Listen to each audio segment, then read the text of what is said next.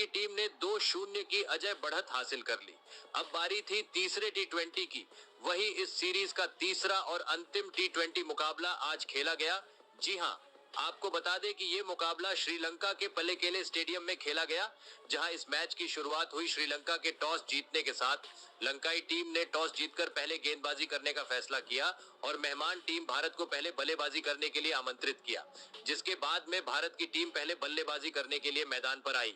भारत के लिए उप कप्तान शुभमन गिल के साथ में युवा बल्लेबाज यशस्वी जायसवाल पारी की शुरुआत करने के लिए आए। इन दोनों पर अपनी टीम को एक अच्छी शुरुआत दिलाने की अहम जिम्मेदारी थी, जहां इन दोनों ने शुरू में संभलकर बल्लेबाजी की और सिंगल डबल से स्कोर को आगे बढ़ाया। श्रीलंका के गेंदबाज भी शुरू में कसी हुई गेंदबाजी कर रहे थे। जायसवाल और गिल शुरू के 3 ओवर में भारत की टीम को 21 रन तक ही पहुंचा पाए, लेकिन इंडिया ने कोई विकेट नहीं गंवाया, जिसका एडवांटेज भारत के पास था।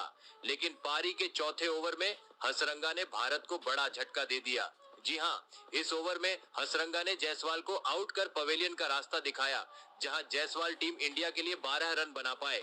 वही उसके अगले ओवर में मथीसा पथिराना ने शुभमन गिल को भी आउट कर पवेलियन का रास्ता दिखा दिया, जहां गिल भी भारत के लिए कुछ ज्यादा कंट्रीब्यूट नहीं कर सके और 14 रन बनाकर पवेलियन लौट गए।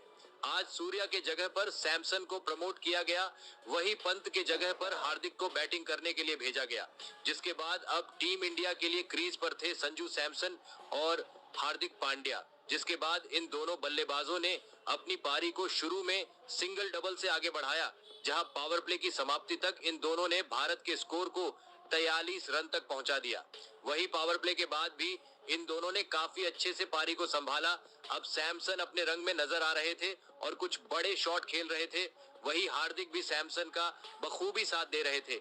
इन दोनों के बीच काफी अच्छी अंडरस्टैंडिंग नजर आ रही थी, जिसके वजह से स्कोर में तेजी से इजाफा होता नजर आ रहा था। 10वें ओवर में तो संजू सैमसन ने 2 छक्के और 1 चौका जड़कर अपना इंटेंट साफ जाहिर कर दिया था।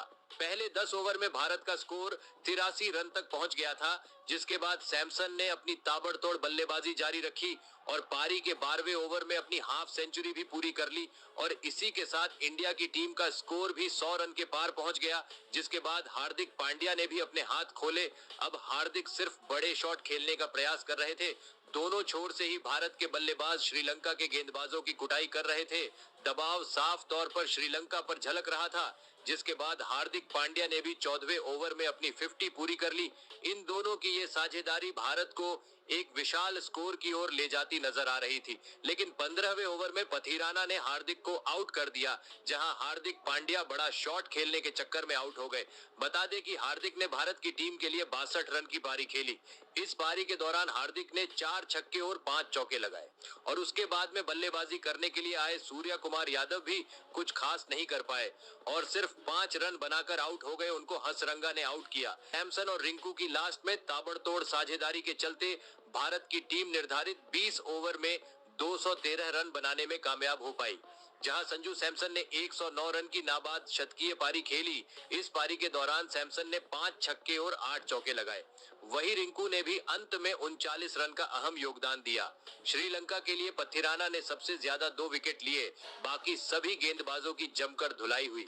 अब श्रीलंका को जीतने के लिए 214 रन बनाने की जरूरत थी, जो कि इतना आसान काम तो होने वाला नहीं था, क्योंकि सामने भारत की इनफॉर्म गेंदबाजी लाइनअप थी। जिसके बाद में श्रीलंका की टीम इस लक्ष्य का पीछा करने के लिए मैदान पर उतरी। श्रीलंका के लिए पथुम निसांका और कुशल मेंडिस पारी की शुरुआत करने के लिए उतरे। इन दोनों ने श्रीलंका को एक सधी हुई शुरुआत दिलाई। जी हां, शुरू में दोनों ने भारत के गेंदबाजों का सम्मान किया और सिंगल डबल से पारी को आगे बढ़ाया। खास तौर पर मेंडिस टाइमिंग भरे शॉट खेल रहे थे और चौके जड़ रहे थे।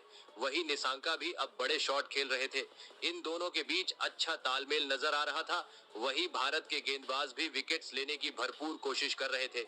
शुरू के पहले 6 ओवर की समाप्ति तक इन दोनों ने अपनी टीम को 48 रन तक पहुंचा दिया था। श्रीलंका ने शुरू में विकेट नहीं गंवाए थे, जिसका उनके पास एडवांटेज था, लेकिन पावर प्ले के बाद में भारत के गेंदबाजों ने विकेटों की झड़ी लगा दी।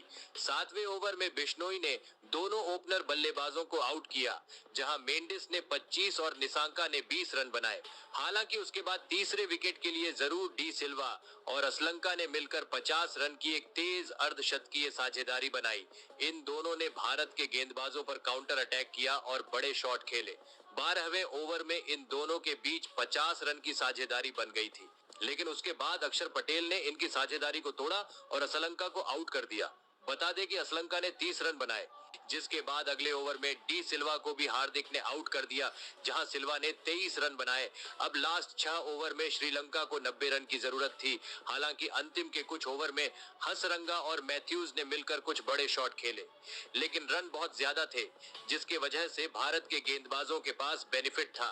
खास तौर पर लास्ट में हार्दिक पांड्या ने स्लोअर गेंद का अच्छे से इस्तेमाल किया, जिसका उनको फायदा हुआ। हार्दिक ने 19वें ओवर में श्रीलंका को 2 झटके दे दिए और इंडिया की जीत को भी सुनिश्चित कर दिया।